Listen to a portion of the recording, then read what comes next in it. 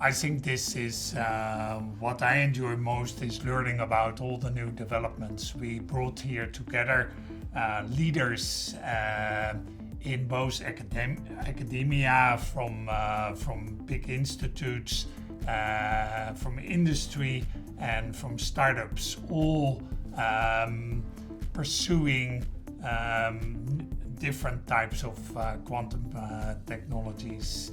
And we really have a very healthy intellectual debate on what is the best approach, and also about we learn as applied materials from this what are now the high value problems and where can we contribute to make quantum computing a reality and accelerate the development of going from demonstration now to a full economic reality.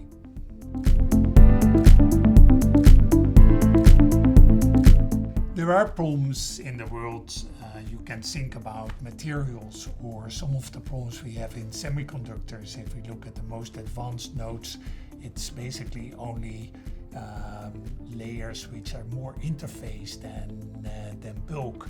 And even with the most powerful supercomputers, you cannot simulate that.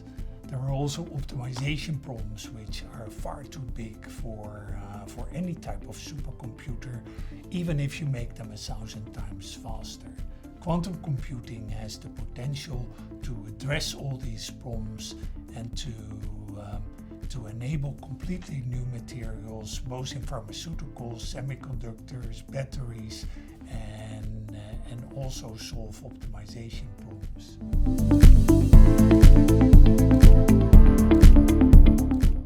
I think with due respect to all the fantastic work which has been done over the last 20 years, a lot of that is kind of demonstration of feasibility.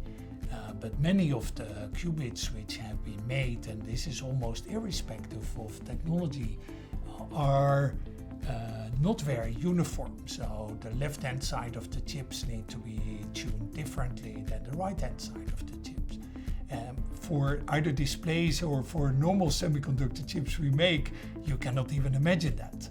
So what we want to do is help using the most advanced semiconductor equipment and semiconductor processing to create well-defined materials, very clean interfaces, prevent any form of contamination. Because in the end, you are trying to harness the power of single electrons or single photons. So you want to remove noise and any source of decoherence in order to make qubits which have very, very low error rates.